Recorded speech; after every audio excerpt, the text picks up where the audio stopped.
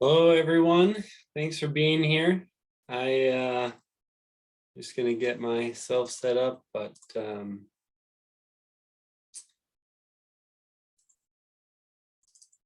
looks like people are still logging on. So I'm just gonna kind of start us off with an introduction. And yeah, for those of you who don't know me, my name is John Sykes. I'm the newest forecaster for the Chugach National Forest Avalanche Center, and I just started this fall.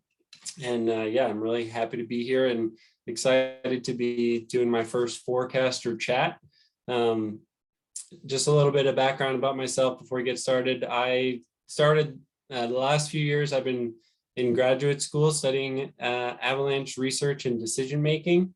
I came back up to Alaska to work as a forecaster from being in grad school with the person we're going to interview tonight, Dr. Pascal Hagley. Previous to that, I lived in Anchorage for about 10 years, teaching avalanche classes and guiding. So I'm very excited to be back in the community and hopefully have a good discussion today about avalanche risk communication. We're gonna just a kind of an overview of what we're gonna talk about this evening. So we're gonna start off with like 45-minute discussion with me and Pascal talking about some of his recent research. And you can feel free during that period, if you have a burning question, you can enter that into the chat box, which you'll find on the bottom panel of your Zoom screen.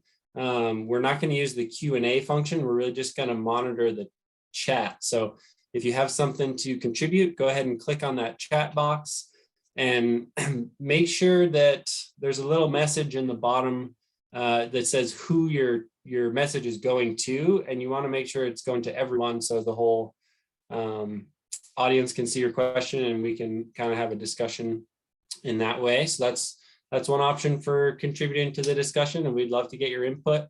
We're also going to have a dedicated question and answer period after the discussion where we'd love to have people raise their hands. So you'll see again on the bottom panel of Zoom, there's a raise hand button. And if you click that, Wendy is monitoring the background and she will call out your question. You can either share your audio or share your video as well and ask Pascal and I a question directly. So we'll have like about, we'll see, I guess, how it goes, but a 15 or 20 minutes of question and answer period where we'd love to get input from the audience. And then the last thing on the queue for today is we're going to have a gear giveaway from the Friends of the Chugach Avalanche Center. This is from a membership drive that just happened in December, and they're going to be giving away a bunch of swag from the Friends group, like hats and sweatshirts, giving away a pair of skis from Ski AK in Anchorage, also Osprey airbag from AMH, and a day of standby heli skiing with Chugach Powder Guides. So stick around for that. That'll be somewhere around 7 or 7:15. Again, while we're having the discussion, you can enter questions into the chat on the bottom of the Zoom link. And then once we start the question and answer period, it would be great if you could go ahead and raise your hand, and then we can get your question straight from your voice. So let me go ahead and introduce our guests tonight. So Dr. Pascal Hagley is the Associate Professor in the Department of Resource Environmental Management at Simon Fraser University in Burnaby, British Columbia. He's also the supervisor of my PhD program. So Pascal and I have gotten to know each other pretty well the last few years, and we've had a lot of Zoom meetings together, but this is the first one with a big audience listening in on us. So we're excited to talk about avalanche risk communication with you. And I'm going to turn it over to Pascal to just give us a little brief introduction to his background and how he got into avalanche research and also his research group. So thanks for joining us, Pascal. Thanks for the introduction, John, and good evening, everybody. As John said, I'm coming to you from Burnaby, which is just a suburb outside of Vancouver, British Columbia, and we're currently under yet another atmospheric river that's just drenching us incredibly. So it's a good day to be inside and having this chat here with you. Yeah, I can start giving you a little bit of background about myself. I'm originally from Switzerland, where I was born and raised, and I initially came to Vancouver to go to grad school, similar like John did when he came to Vancouver. I originally came with an undergrad degree in earth sciences, then did a PhD at UBC, University of British Columbia, in atmospheric science, with a focus on avalanche-related matters. So I studied under Dave McClung, and I studied kind of large-scale patterns in avalanche activity in Western Canada. So I did that in the early 2000s and then graduated, I believe, in 2004. Was then an independent private avalanche safety researcher and consultant for 10 years, where I worked closely together with some of the stakeholders here in Canada, like Avalanche Canada, who's putting out the forecasts, but also with some of the industrial partners like the heli-ski community on a variety of different projects. We looked at the effectiveness of airbags, for example. I helped with the redesign of the Inflex, which is the big information exchange program here. And we've developed the Evaluator, which is a decision aid for recreational backcountry users. So I did that for about 10 years. And then in 2015, I joined SFU as a faculty member. I was very excited to be able to sort of bring research to the university here and establish a new avalanche research program. We have a fairly good history of academic avalanche safety research in Canada, with Dave McClung having a program at the University of British Columbia for a long time, and Bruce Jameson in Calgary, of course. And with those two retiring, the question was like, where are we going next? And I was lucky enough to sort of fill that gap. Those are some big shoes to fill, but I was able to at least get us started in that direction. And so I've been at SFU for 6 years now. I lead a fairly interdisciplinary research program. We have normally somewhere between 5 and 10 graduate students who work with me. And we, in comparison to sort of more traditional avalanche safety research programs, which are very much snow science focused, we're a little bit more focused on the decision-making process. Like, what do people actually do with that information, with their observations? How do they actually piece this together to come up with a decision about when and where to expose themselves to avalanche hazard? And we're working here both with the industry, so with mechanized skiing partners, where we're trying to capture their expertise and create decision tools for professional guides. And we're also working with Avalanche Canada more on the public side to better understand how people use the bulletin and how can we improve their products. So that gives you a big sort of overview of the program. Yeah, thanks. And yeah, I mean, a good transition. I think the thing that we were hoping to talk about tonight is more in the realm of kind of risk communication and how avalanche bulletins are interpreted by the public, and if there's kind of room for improvement there, which I'm sure there is. Some of the, like you were saying, kind of your research program has shifted a little bit of the focus away from the natural sciences and more onto understanding users and who it is in the backcountry that we're trying to communicate to, and kind of how we can get the information into their hands the most effective ways. So maybe we could kind of start off talking about where your research started in that realm and kind of how it's built up, over the last several years as you've had different researchers come through your group. Yeah, it's been a topic that I've been fascinated for a long time, and it started when I was a consultant, because I was tasked with creating this decision tool, and so I was really always kind of fascinated with how do people make these observations and how do they piece it together to a decision. And so as I said at the beginning, I'm originally natural science trained, and sort of I moved over to the dark side, as some people might say. And so I was keen to sort of further pursue this here in my research program. And so I've had a number of students doing a whole series of projects where we've tried to orient ourselves in that topic and sort of try to understand it. And so the first main research projects that we did along these lines was a project with Anne Sinclair, who was doing a master's project with me at the time. And we basically started with a completely blank slate. And she did a number of interviews with a wide range of different backcountry users, like different activities, different levels of formal training. And she simply basically asked the question, how do you plan a trip? And then kind of like followed up with, if people mentioned the bulletin, then kind of followed up with, well, how exactly do you use the bulletin? Like, what are the products that you use, and how do you piece them together? And in the end, she interviewed, together with Henry, who was another student at the same time, they interviewed 46 backcountry users, which huge sample. Each of these interviews was like an hour and a half long. So they had almost like a week of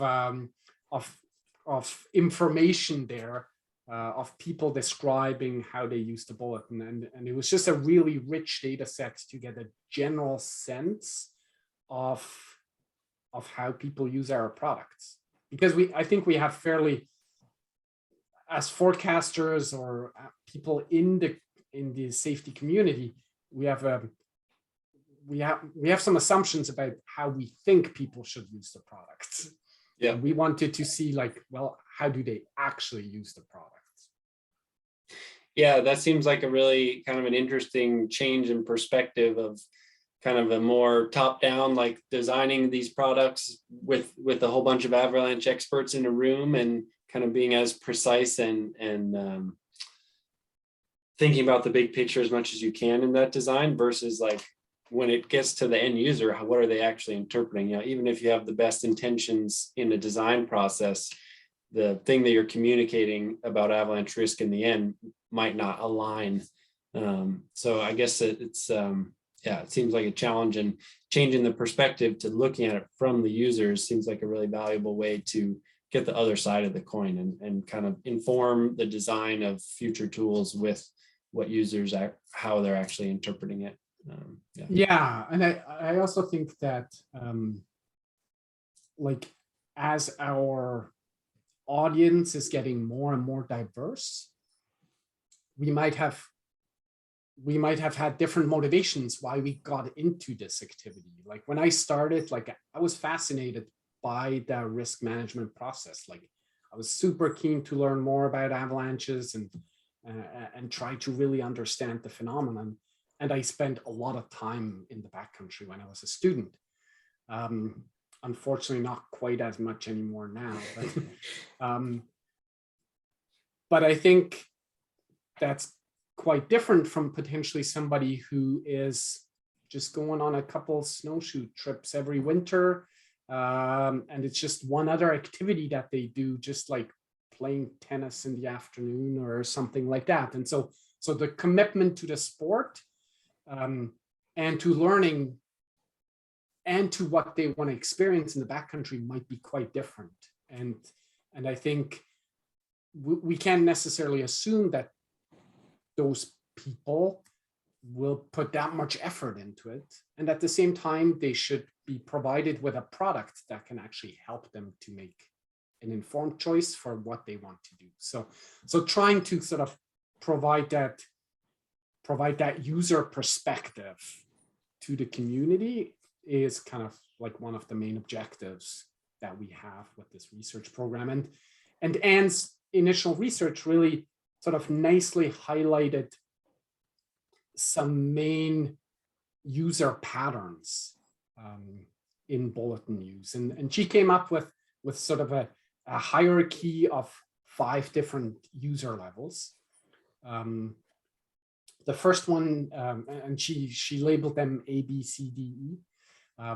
And the first one, A, is somebody who actually doesn't use the bulletin. Still goes out there, but doesn't use the bulletin. And we found out that there's actually a variety of reasons why people don't use the bulletin. Traditionally, we've always just thought, well, people who don't know about the bulletin might not use it. But there's also people who think that the bulletin is actually not designed for them and therefore not relevant.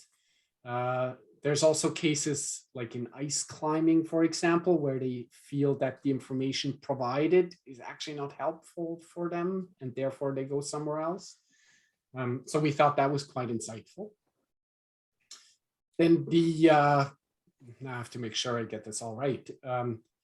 Bulletin user B was somebody who just uses the danger rating basically to decide whether to go into the backcountry or not. So they basically just use that as the only cue. Bulletin user C would combine the danger rating with their knowledge of the terrain. So they have an understanding that under certain conditions, you can go into more advanced terrain, and under certain other conditions, you should make more conservative choices. The D levels use the avalanche problem information. So they have a better understanding that there's different types of avalanches. They might be located in different spots. You might need different types of observations to properly assess those conditions. So they have an understanding of that, but they still rely heavily on the bulletin as their main information source.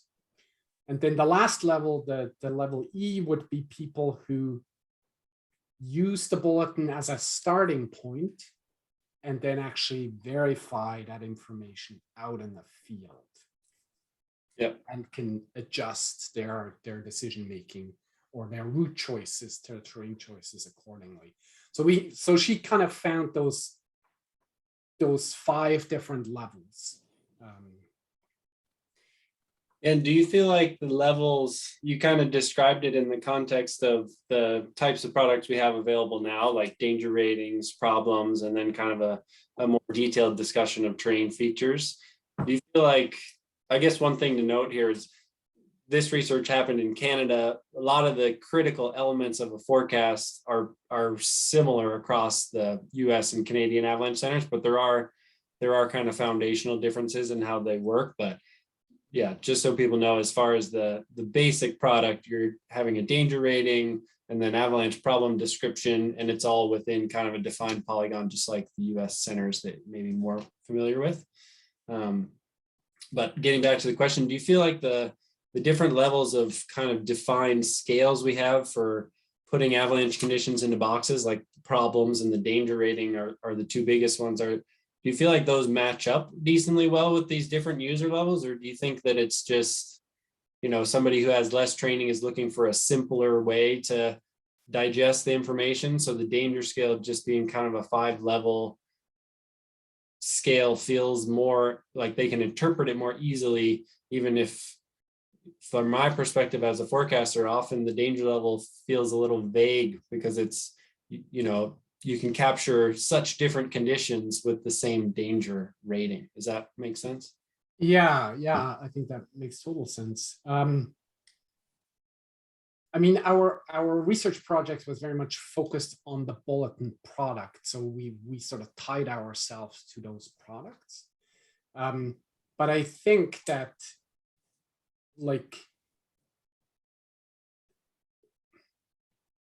we clearly saw that people with less experience, less formal training tie themselves more to those simpler products, if you so want. Yeah.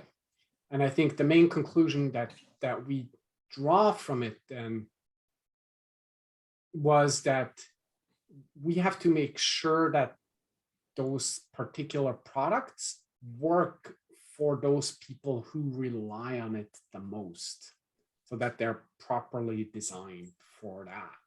Yeah. And that we don't, like, we don't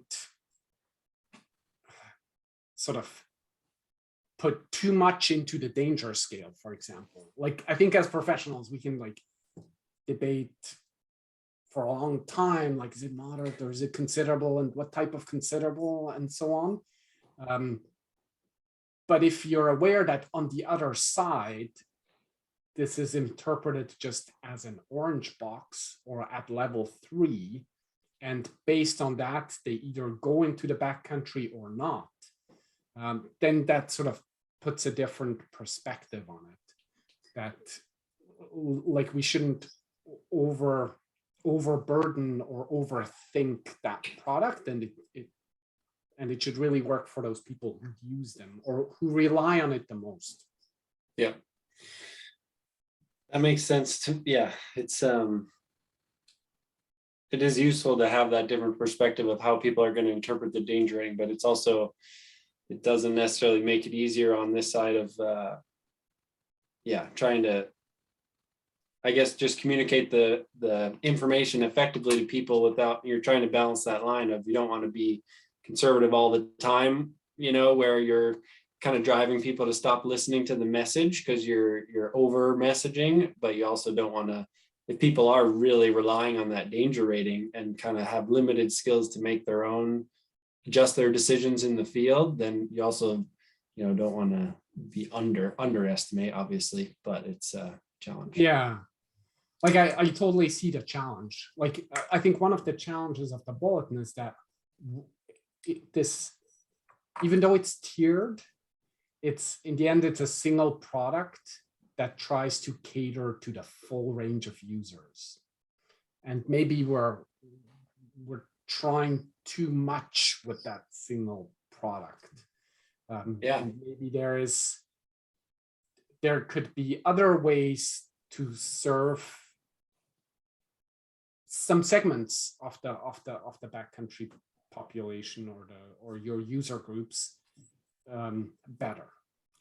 Like, for example, I'm picturing, like, here on the north in Vancouver, we have the North Shore Mountains right outside the city. They go up to about 3,000 feet. And so in the winter time, there's lots of snow on these mountains. And so they're right next to a metropolitan area of about 2 million people. And we have lots of snowshoers out there that just troops around and not really overly aware of that you're really stepping into the backcountry, because you can see the city from all spots. And so a user like this, who maybe does this a couple times a year, like, they would rather have, like, sort of a green and red light that tells them today is a good day or today I should stay at home. And so they can potentially be overwhelmed with a danger rating, and they will definitely not get the nuance around considerable or moderate.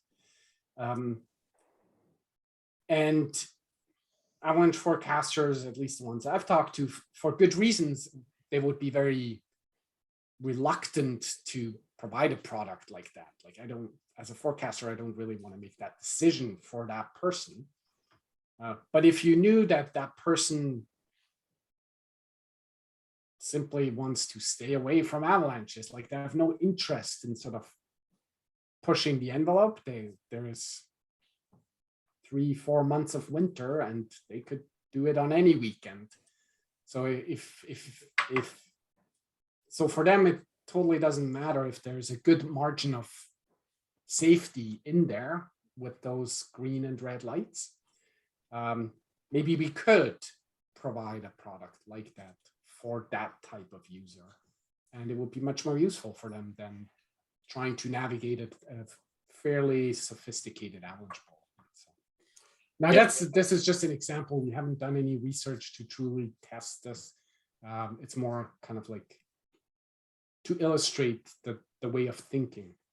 Yeah, no, it's an interesting example, and it kind of, for me, reminds me of what you were discussing earlier before you started at SFU. You were really involved with the development of the Evaluator, which is a trip planning tool that's kind of an add-on to the avalanche forecast. So it relies on the avalanche forecast information plus a list of terrain factors, right? And you can kind of place your desired level of risk exposure, I guess, based on the combination of terrain factors and a forecast rating or a danger rating. Do you feel like that moving in that type of towards that type of product with a combination of local terrain characteristics with these broader scale avalanche bulletins could be a way to try and meet those users where they're comfortable?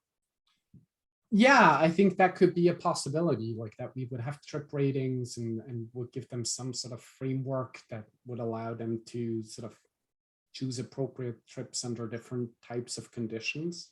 I think that could totally be definitely a useful next step, because one of some of our research showed that, like, so as a follow-up to Anne's project, we were afterwards we were curious to better understand, well, if people say they use the bulletin at a certain level of sophistication, can they actually do it? And so it was a bit sneaky, but so we did a big survey where we asked a whole bunch of questions around concepts that are used in the bulletin. Like, do they know the danger scale? Do they know the different levels? How do they perceive those levels? We asked them about avalanche problem types. What kind of observations are required for assessing different avalanche problem types? And then we also actually asked them, there was kind of an application exercise where we gave them a bulletin and gave them different slopes and asked them, which slope would you choose under these conditions? And so we kind of layered our questions from like basic knowledge questions to application to try to understand, like, where does it break down? Do they not understand the basic concepts, or can't they apply it?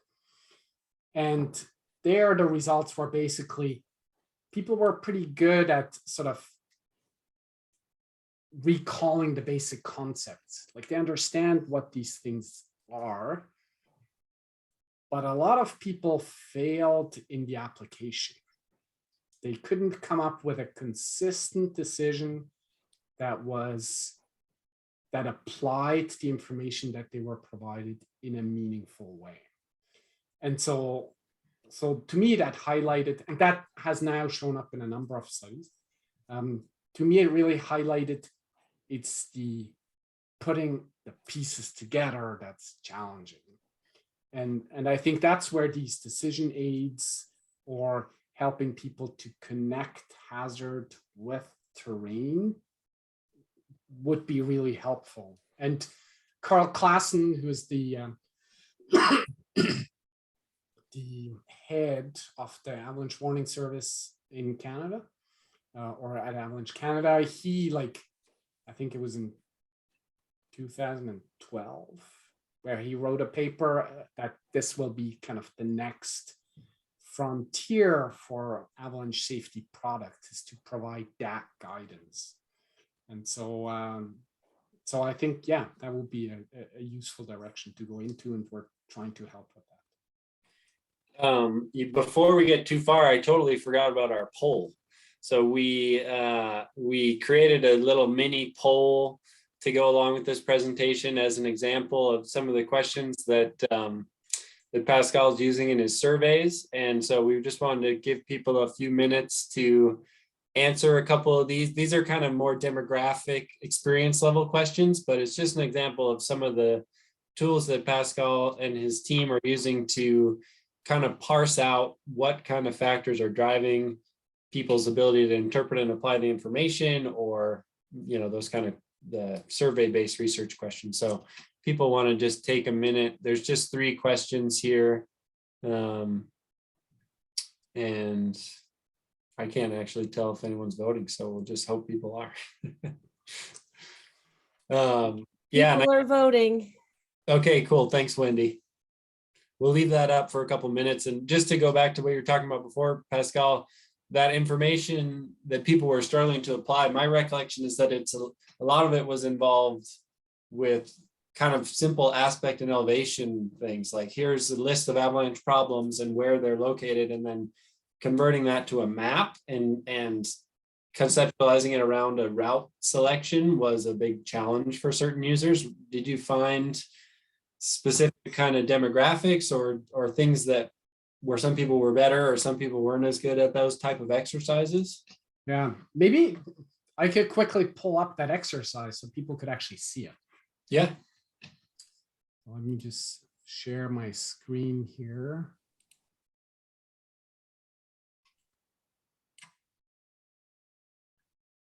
Okay, just let me know once you see the screen here. Yep, I can see it. Okay, so this was the exercise. You see at the top, you see basically an avalanche forecast. And then at the bottom, you see this hypothetical landscape. And we highlight a number of different slopes. 2 of them were below tree line, and 2 of them were above tree line. And the avalanche forecast was built in a way that you first would see the danger ratings. And so we had considerable, moderate. And if you clicked on the problems tab here, and this is how the Canadian forecasts are actually designed, like you actually have to click on the problems tab to see problems. And it also allowed us to actually track whether people clicked on that link or not. And so if they clicked on that link, then they would see the avalanche problem information. So we had a wind slab at above tree line, and we had a persistent slab problem at tree line and below. And our idea was that if people just looked at the danger ratings by themselves, they would choose the below tree line slopes. Whereas if they clicked on the problems, they would actually notice that there was no problems present on westerly slopes in the Alpine. And so by choosing slope A, you would actually avoid all the problems that there were. So those were our kind of 2 base choices that we were looking for. Now there's a whole bunch of other choices, kind of realistic decisions that you can make. But we also found that there were a lot of people who were like choosing one below tree line slope, but not the other. And we had a follow-up question where they had to sort of explain their reasoning, and they didn't really provide a meaningful reason for that. So that was the experiment, just to let everybody know how this worked. And so then we basically looked at like how do people's performance compare to their backgrounds. And we saw, not surprisingly, that people with higher levels of training basically performed better. But we also saw that years of experience didn't necessarily make a difference. So it wasn't that people who had more years of backcountry experience performed better on this experiment. And we actually found that older people, and I count myself in there, performed worse on the experiment than younger people. And I can totally see that happening for people like myself who like in my 20s and 30s, like sort of going into the backcountry was my life. And now I have a busy job and I don't get as out there as much, so I'm a bit disconnected. I might not be up on the latest bulletin design and these concepts, but I still think I can do it. And so so I think that's kind of could be a challenging trap for sort of a demographic that gets older. Yeah, I guess this would be an example of where you're saying people were maybe overestimating their, like rating themselves on one of these typology levels of like having a higher level of comprehension of the forecast, but then actual application, they're kind of struggling to follow it up and interpret the newer versions of the avalanche forecast information. Yeah, and so kind of people's personal perception of how sophisticated their skills are don't really match with what they truly are. And that's a major stumbling block for actually improving your skills. And so one of the potential benefits or of these exercises is that it could give people insight. They could test themselves, which is a challenging thing in the backcountry environment, because we're dealing with this wicked learning environment where we don't necessarily get meaningful feedback on our decisions all the time, which can lead to sort of false confidence. And so with these exercises, we could give people feedback on how they do in a safe spot. And they could better understand where they're at and where their strengths and weaknesses are. So, so I think in general, people, like at the end of our surveys, we always have like, do you have any comments or so on? And people generally like these exercises quite a bit. And so I think there could be opportunities to integrate exercises like this in a bulletin, for example, to sort of get a more, to make the bulletin a little bit more interactive and move away from a pure conditions report, basically. So.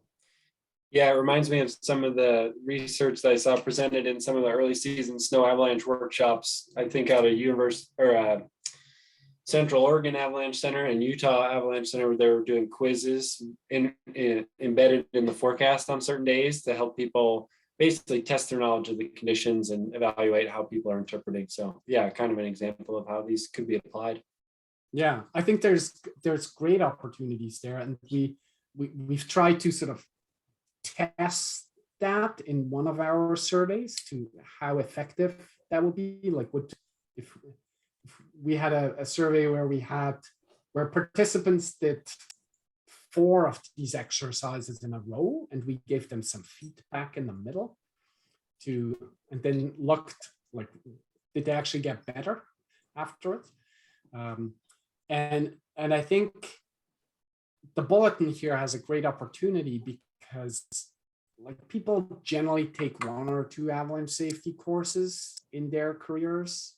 I mean, there is definitely a segment that does kind of more, but most people probably do 1 or 2, but they read the bulletin all the time. And so the bulletin is really that could be that connection point where we can grab people and sort of provide them with these opportunities in ways, or at times when they interact with this information already anyway. Like it could, like there is this term just-in-time education, is when you try to teach people exactly when they're actually needing this skill.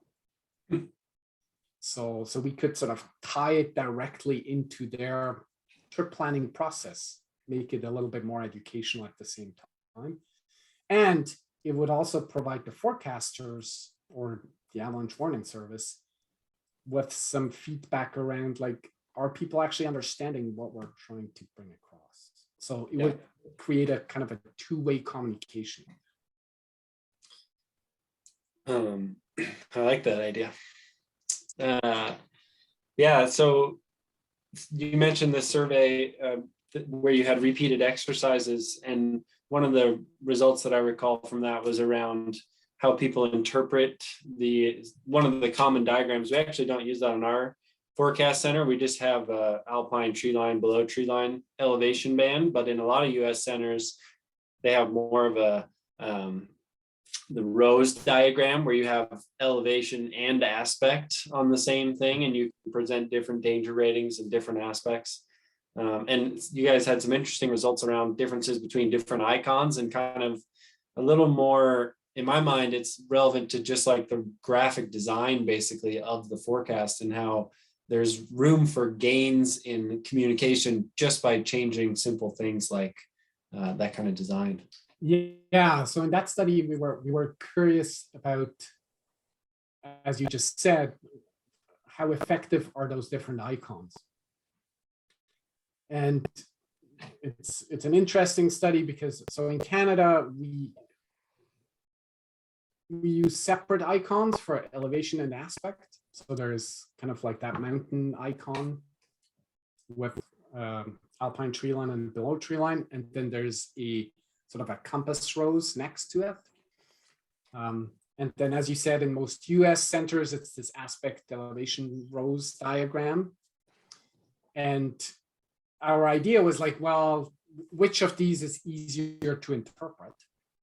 And we actually created a third one by ourselves, which combined the information from all avalanche problems into a single diagram. Because even in the US, it's separate aspect rose elevation aspect rose diagrams for each problem. Yeah. And so we combined it into one. And the basic idea was like, where's the cognitive load lower? Like, we should, if we present information, we should make it as easy as possible for people to interpret it. And so we had a similar exercise to what I showed you before. And we presented different participants with different icons, and then looked at, did they get the exercise, did they get the task right? And how long did it take them? With the general assumption that if it's easier, they will be able to do it faster, basically. And then at the end, we also asked them, like, which of these icons do you like the best? And we had a large sample with participants from both Canada and the US. In the end, it was a very good outcome for the US icons. We have some work to do here in Canada. The US icons were basically the best, like on all aspects. People made fewer mistakes. They were able to do it faster. And they liked it the most, regardless of which country. Even if we controlled for which country you came from, or which icon you used in the exercise. Like, yeah, the American icon was the clear winner. I was very disappointed that our own icon didn't do very well, because I thought that, like, if you put it all into one icon, you can nicely see where you can sort of thread the needle. Like, you can see which aspect or elevation doesn't have any problems related to it. But then we had to add color to the icon to separate the different problems out, and that just made a mess of it. Yeah. People didn't like it. I remember when you were designing that and showing some of the trial versions, and I was like, oh, maybe too much information in one diagram.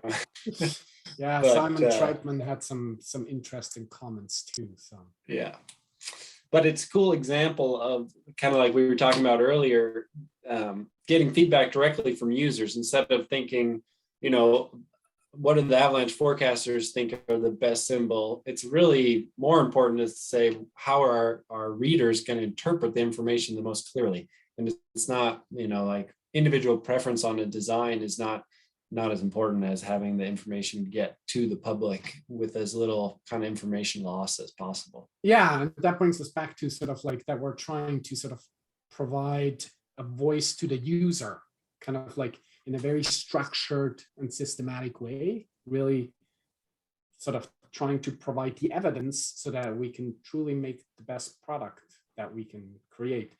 We did something similar with the terrain and travel advice too, where we presented participants with a number of statements around like things like, just think of watch out for wind-loaded features, or requires conservative terrain choices, stuff like that.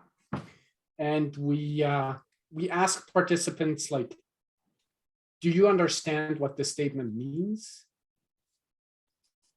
If it talked about a feature or a condition, we asked, how confident are you recognizing this in the field?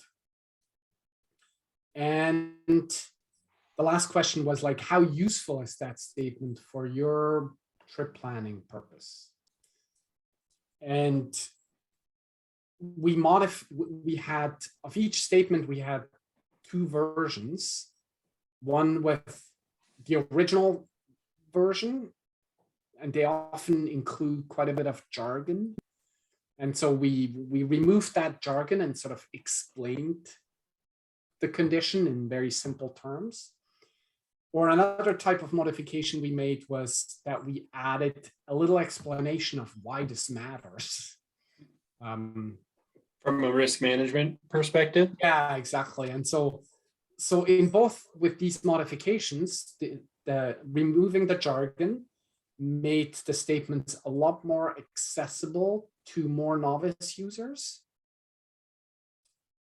without actually decreasing the value for the more advanced users, because they knew what was talked about, even with the simple terms. Yeah. And adding the explanation helped make the statements more useful to people, because they now knew more why they were looking for this or why this mattered. And again, it didn't negatively affect the ratings from more advanced users. So that's another example where potentially we can really make the product more accessible, more useful, with relatively simple tweaks that are quite simple to implement.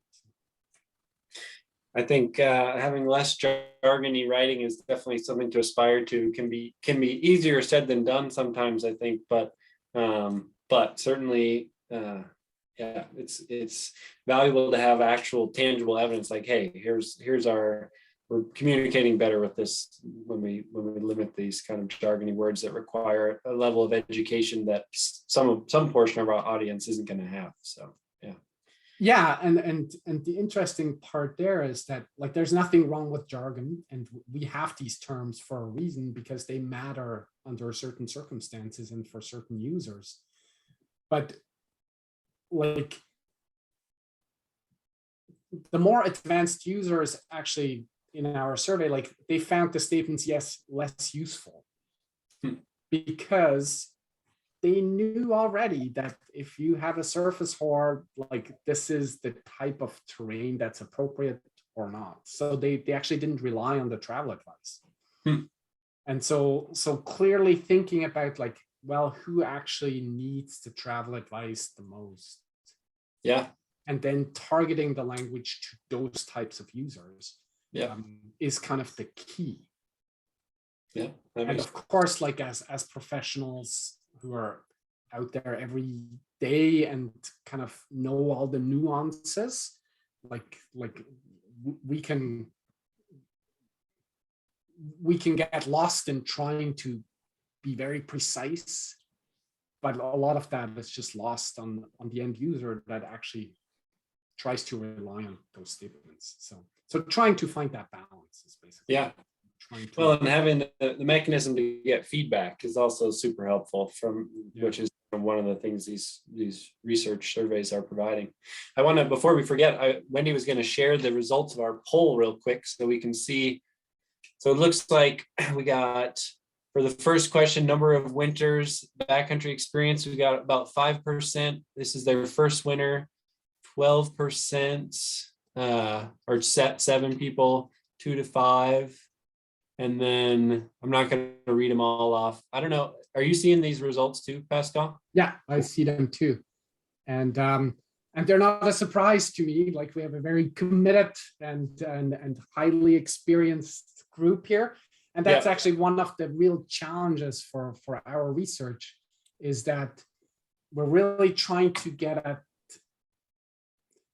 have a higher sample or a larger sample of low-end users. Low-end is not really the right term, but more novice users, to really better understand what works for them and what doesn't. It's very easy for us to get the high-end user involved. They're always keen to participate, and we learn a lot from them. But I think we need to sort of broaden our who we talk to, just to better understand whether we're covering the full range. So maybe before we get sidetracked, is there a place, if people wanted to participate in some of your future research or be involved and kind of see what research is coming out of the program, where could people go to see where these surveys are getting posted? Or we're always keen to have more participants. We have a website for our research group at avalancheresearch.ca.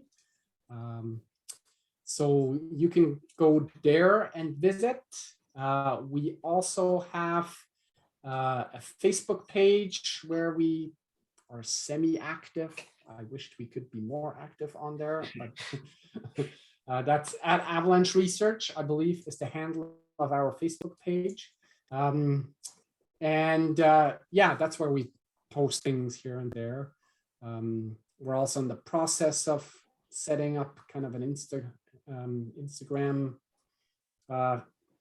profile and so on. Unfortunately, I'm not the best in social media, but I'm trying to be better. So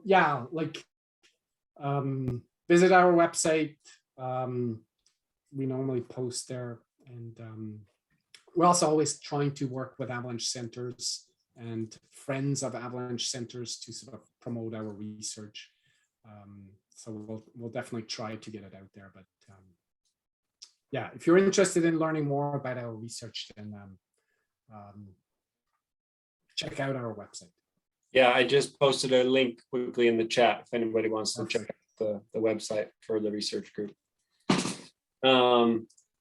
Well, my concerns about not having enough to talk about are alleviated, because we're at 6:50. And I kind of want to make sure we don't miss any big topics that we kind of wanted to touch base on. We've kind of gone deep on a couple different results from your research. Are there any other kind of big takeaways that you think would be useful for users to hear about? And you can see from our poll, we actually are somewhat biased towards more advanced users and professional users on. Well, one of the questions that we had in our survey was how people perceive the danger scale. Like, when you think about the different levels and how they relate to the severity of the avalanche danger, how does that shape look like? Is it a linear curve, or is it more concave, where the difference between the levels increases as we go up? Or is it convex, more like shaped like this? And so we were curious, because like this, there's a clear scientific perspective on what the shape of the scale is. Just to clarify the steps, are you kind of asking people about risk exposure between different scales, or like how many avalanches are going to release? I'm just asking about the general, like, how severe do you think the conditions are? Okay. Size, number of avalanches, like how is that relationship? And so we asked that question, and we had kind of we had like sliders where people could move around and sort of show that shape. And now the scientific perspective on the scale is that it's an exponential scale, which means it has a concave shape and it goes basically up like this. So the difference between the steps increases as we go up in the scale. And so then moderate, so the gap, just to kind of explain, so then the difference between low and moderate would be less than the difference between moderate and considerable. You would have a bigger increase in severity as you move up the scale. yeah, let me just I can quickly show you here. So this is the results from a study from Switzerland, where they, in a relatively small forecast region, where they, which they monitor quite well, they calculated an avalanche activity index for that forecast region for every day, which is basically sort of a product sum where they sum up the number of avalanches times their sizes. So larger avalanches count for more. So that's what you would have on the y-axis. Okay. And then they split it up into the different days. And so you can clearly see here that like this is sort of an exponential growth. Huh? And the reason for this is that there is a number of things that increase as the danger goes up altogether. It's the instability, conditions become more unstable. There is more locations where the snowpack is more unstable and the avalanches get bigger. And so there's three things that increase, and if you multiply them together, then you end up with this exponential curve or somewhat exponential curve. Now we found though that most people look at the danger scale as a linear scale. Like it's basically just 3 is bigger than 2 as much as 2 is bigger than 1. And so, and even highly experienced people were mostly had that perspective. So we found in our analysis, we found like identified 7 different patterns in the end. And there was only 6% of the sample who actually drew an exponential curve. And it was a random collection of people. Like it wasn't training, it wasn't experience, it wasn't nothing. So we thought that that was quite interesting. That kind of like that, and that difference in perspective has the potential to lead to miscommunication. Yeah. How we best solve this is a totally different question, but it has the potential for miscommunication. Yeah, I mean, I think it's kind of the foundation of our whole product. You know, if forecasters and the public don't have the same interpretation of the danger rating, then it's starting off on a bit of a rocky foundation for the rest of the work. Exactly. So yeah, especially for users who are kind of using that as the deepest dive they're going to go into. You know, if it ends there, then yeah. Cool. So there was much more to that analysis. We could probably talk a whole hour just about that. But that was another interesting research project that we've had. So far, we focused really on the bulletin. We now have one of my master students, Rosie. She's just about to start her interviews with backcountry recreationists about what people actually do out in the field. Like how do they decide where to go? When do they feel not comfortable anymore? What's the biggest challenge? To sort of see how much parallels are there between the trip planning and the in-field, to sort of just expand that characterization of the user. Emily, another master student of mine, did some interviews around the influence of social media on backcountry decision-making, like why do people use social media? How does it influence them?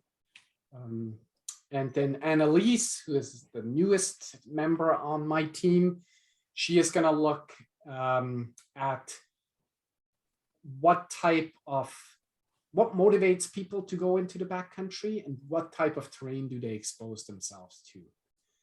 And the idea here is to better understand, well, if you want to do these types of trips, you'll probably need these types of skills. Yeah. Try to see whether there is a match there, or how we can provide products to people who want to do a certain thing and sort of target it to that user group. So we're trying to better understand the user in all of their different facets, basically. Cool. Well, we'll be looking forward to seeing the results coming out of those projects as well. I want to, before we get too late, there's quite a bit of other stuff that I'm interested to talk about, but I do want to open it up to questions and kind of see how people are understanding what we're talking about, and if people have things to comment or question on. There's a couple comments in here just about someone new to the backcountry knowledge test built into the forecast would be incredibly helpful. So kind of reinforcing that idea of, are you capturing what the avalanche bulletin is trying to say even before you get into the field, just kind of interpreting the raw information there. Maybe Wendy is can see if there's any other questions coming in. Yep, I was just reading this last comment from Rose. And she took her first course with Doug Fessler in '74. So that's an interesting comment. Easy and a simple algorithm, and now it is so complex. And certainly this is evolution, but now is climate change a factor? Yeah, that's an interesting question. I think climate change will make it harder for us to rely on past experience. Like, I think we'll see more unusual winters where conditions are just really different. And I think it will take some awareness and some skill to recognize that. Like the last couple of years, we've seen some surface hoar fatalities on the south coast here, which we normally don't have. And I think it will take some concerted effort to make recreationalists aware that, like, this winter is just different from other winters that you've experienced in the past. So I think that's how climate change will affect us. Yeah. Are you seeing those, John? There's a couple more. Mike had thanks. one. Yeah, I just saw one come in. Thoughts on slope shading of avalanche problems. This is a very interesting question. I think my interpretation of this is that the idea of, instead of just putting avalanche forecast ratings as a generic polygon, like actually putting them on a map and putting them on the aspect and elevation where we're forecasting that they exist. And that seems like a way to potentially, you were talking earlier about the cognitive load that we're passing on to the user of the forecast. And this seems like a way that you could minimize that even further, but there's also some questions in there along like scale and how specific the forecast is. So can you? Yeah, like, it just seems like such a great idea, and like it would just make that step so much easier. But as you say, the problem is the precision of the information. Like, when I look at a map, especially on a digital map where you can zoom in, like, and if that slope is shaded, I'll assume that it's on that slope. And so, because the forecasts are generalizations over typically large areas, they just don't match with that sort of small scale precision of a map. And so in some ways, these aspect and elevation Rose diagrams, they're the perfect abstraction, because they clearly highlight kind of the how general that information actually is. Yep. And I think therefore they're a very useful display of that information. In one of our surveys, we actually asked people how precise they think that information is on these aspect and elevation rose diagrams. And we found that more novice users think it's more precise than what it actually is. So again, it's like we need to create products that are kind of can be intuitively understood without a lot of coaching needed. And so I think if we actually sort of shaded everything on a map, people would naturally gravitate towards over interpreting the information, because that's what we're used to from maps. And so I think it would be really nice. I wished we could do it. We're not there, and it would cause probably more problems than benefits. Yep. Yeah, I agree. As despite being a GIS nerd and really wanting to do that, I have always held myself back. But an interesting thing that you talked about there is kind of the new users not necessarily comprehending the uncertainty around avalanche information and forecasts. And I wonder if you've thought about, or if you're aware of, like uncertainty as a rating, like a published level of uncertainty for the current conditions, kind of similar to they'll have for a weather forecast if they're discussing models, or if they're discussing chances of precip. It's not just a binary thing, but some gray area in there. And I just wonder if that would be a beneficial thing to communicate, that there is a lot of gray area. I think it's good. And like in Canada, they have sort of confidence statements, I think. Okay. And I think it's just 3 levels. And they would follow up though with like, because there's uncertainty in the amount of precip we get, something like that. Yeah. I think that's useful. I think like sort of adding uncertainty into a danger rating or this aspect elevation information, like on one side it would be useful, on the other side it makes the graphic a lot more complicated. Yeah. And so then we're losing people again. Yeah. And I think, people will just naturally interpret a graphic in a certain way. And so that probably the cleaner and the most stripped way we can design this is probably the best. So, and we just need to sort of accept the interpretation in some ways from the end user. So, right, and kind of have the design it specifically with the interpretation that you want tested.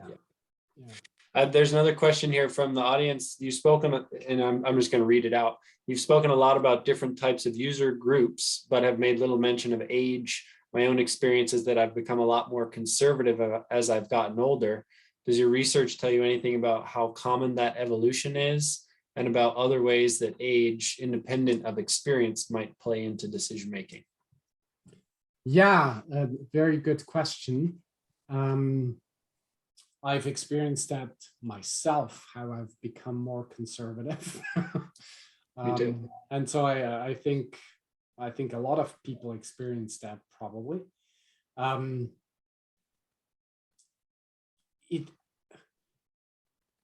It hasn't been a focus so far.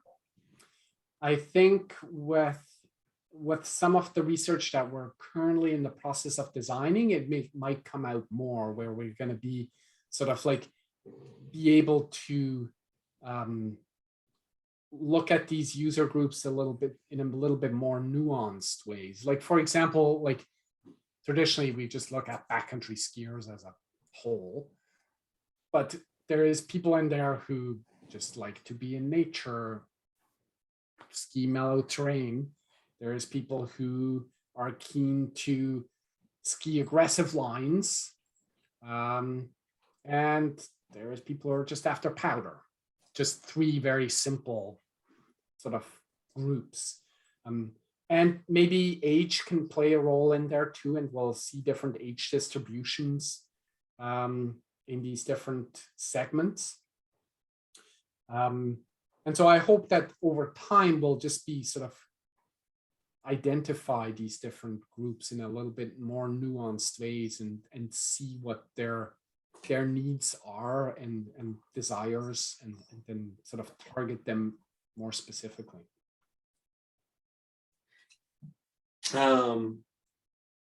That sounds good. Also excited to see that research when it comes out. I think one thing though is that, like, in the end, we're not trying to make the decision for people. So like in the end, it's still the user who has to decide what their risk tolerance is. Yeah. But we're trying to provide the information in a way that allows different levels of users to at least know what they're getting into.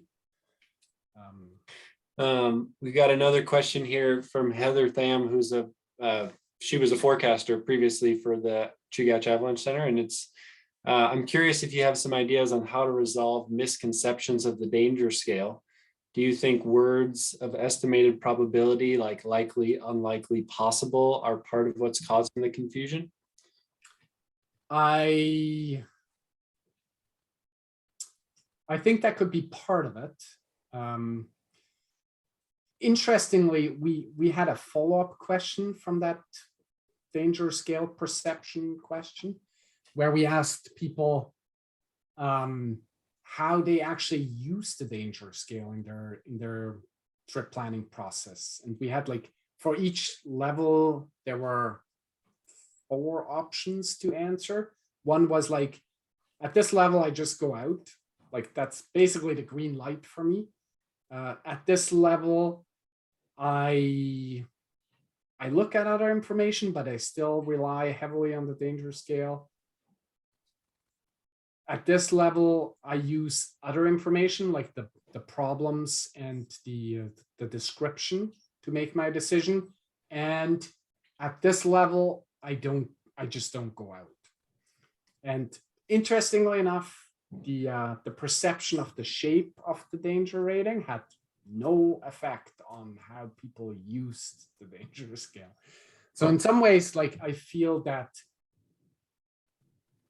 focusing more, and the reason for this might be that people actually pay attention to the travel advice that's associated with the different levels. And I think it makes sense that that's actually much more tangible for users. Yeah. And it's the forecasters who have to fiddle around with these likely, possible, very likely terms. And so I think in some ways, maybe focusing more on the travel advice, like what does that actually mean to you, is probably the better area to focus on. We've had big conversations within the research group around, would it actually matter to change? Would it be useful to change people's perspective of the scale? It seems a little bit of an uphill battle to convince people of what, or explain to people what exponential growth is. The linear scale is probably just the natural default that people go to without having extensive coaching, and that might just not be a useful use of our time. Yeah. That's a great response. I think I agree that with Heather's comments, those terms around probability and likelihood and stuff are definitely a challenge on my end, trying to determine the forecast level and make sure the language that you're writing with lines up with the defined scales. But from the user end, the travel advice is kind of the bread and butter of the end of the forecast. So yeah, that makes a lot of sense. There was actually, like, Scott Thumler, who is a mountain guide and former PhD student of Bruce Jameson's, did a little survey in the Canadian community about what probabilities avalanche professionals associate with these terms. And the ranges are wide. So even within professionals, we're not very clear on what these terms actually mean. Yeah. And there's a number of reasons for that, but it's fairly well known, not only in the avalanche community, but in general, that people have wide ranges of interpretations of these somewhat vague terms. So. Cool.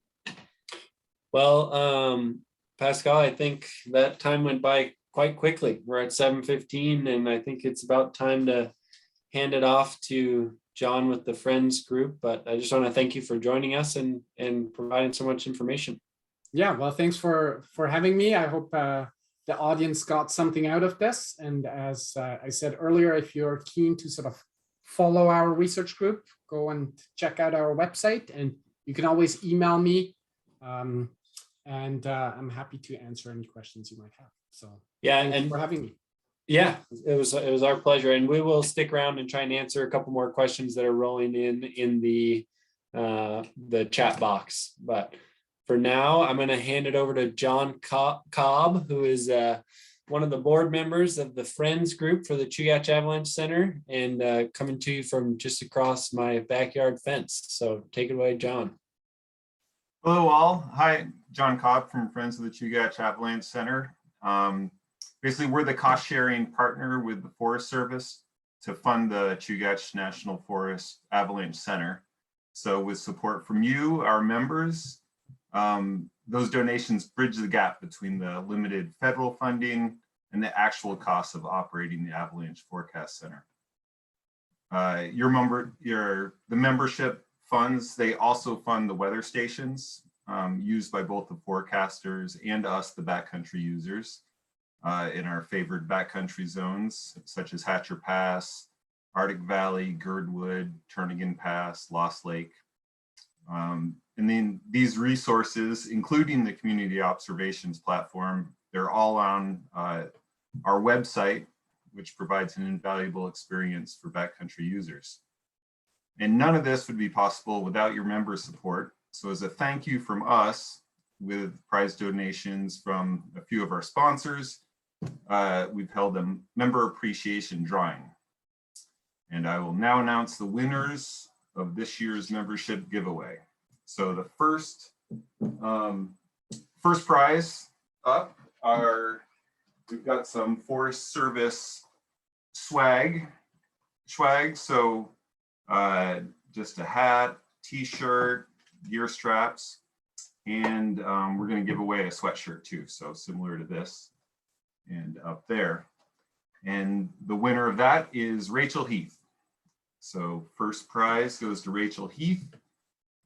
If you didn't win this, these are also available at AMH and Hoarding Marmot, so just go there and get your own. Second prize, we've got skis. These are the Armada Tracer 108 skis from Ski AK.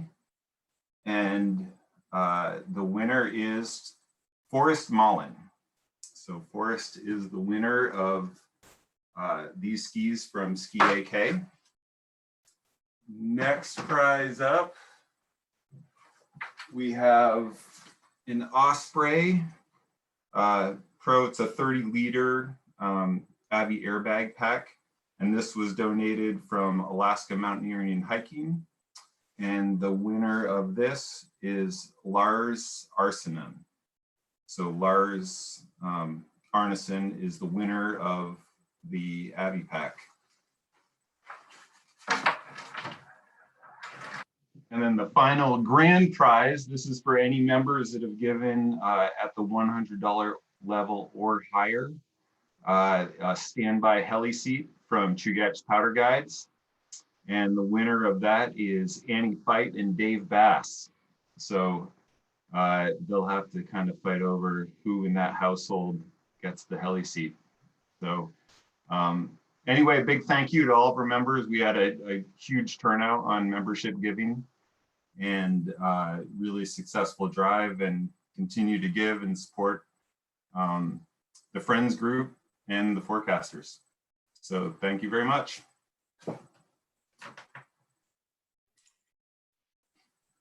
Great, thanks, John. I think that about wraps it up for tonight. If anyone has any questions, feel free to send us an email or send Pascal an email, as he said. And yeah, thanks for joining. We'll look forward to seeing you at the next forecaster chat, which is, I believe, to be determined. So have a great night.